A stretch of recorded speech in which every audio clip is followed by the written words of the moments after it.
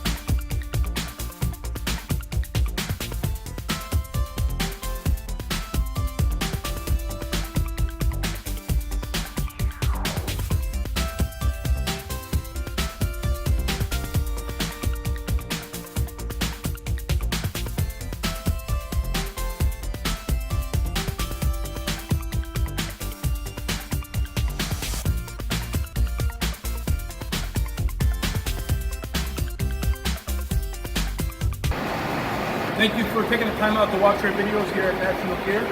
Please don't forget to subscribe to our channel. As you've seen in the step-by-step video tutorial, this was our LinkBelt for a Dimaco pasta maker, and had catastrophic bearing failures, shaft failure. I believe the bearing seal areas had to be resealed, reground with chrome, as you clearly saw. The inside diameter of the gear had to be rebuilt, refurbished, reconditioned, and dressed all gearing. And now we're doing the testing here. We fill with oil. We're testing, what are we testing right now? About 1200 RPM? About 12 or 1300 RPM right now to make sure everything is running smooth. And please stay tuned. Thank you.